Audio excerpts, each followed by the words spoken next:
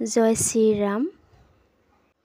বিশ্ব হিন্দু পৰিষদৰ মৰিগাঁও জিলাৰ কপিলী প্ৰখণ্ডৰ সৌজন্যত ৬০তম প্ৰতিষ্ঠা দিৱস পালন কৰা হৈছে আৰু তাৰ লগতে ভগৱান শ্ৰীকৃষ্ণৰ জন্মাষ্টমী উদযাপন কৰা হৈছে।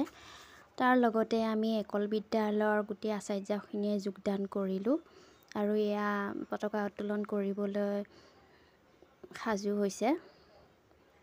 আমি সকলো হিন্দু যাতে একত্ৰিত হৈ সমাজখন আগুৱাই নিব পাৰোঁ, সেয়াই উদ্দেশ্য আমাৰ। ধৰ্মৰ এক নাম লৈ সংগঠন হ'ল আৰু তাৰ নাম হৈছে বিশ্ব হিন্দু পৰিষদ। মুম্বাইৰ এক সন্দীপনী আশ্ৰমত আৰম্ভ হৈছিল প্ৰথমে এই বিশ্ব হিন্দু পৰিষদ। বয়োজ্যেষ্ঠসকলে পতাকা উত্তোলন কৰি বন্দে মাতৰম গীতটো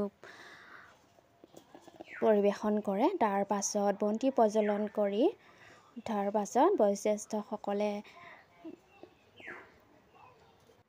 বিশ্ব হিন্দু পৰিষদৰ এটাই অৰ্থ হৈছে আমি যাতে সকলো সমানভাৱে থাকিব পাৰোঁ, উচ্চ নীচ বুলি কোনো কথা নাই। তাৰে এক বিশেষ মুহূৰ্ত আমাৰ শংকৰদেৱ বিদ্যালয়ৰ প্ৰধান আচাৰ্য কিছু বক্তব্য আগবঢ়ায়।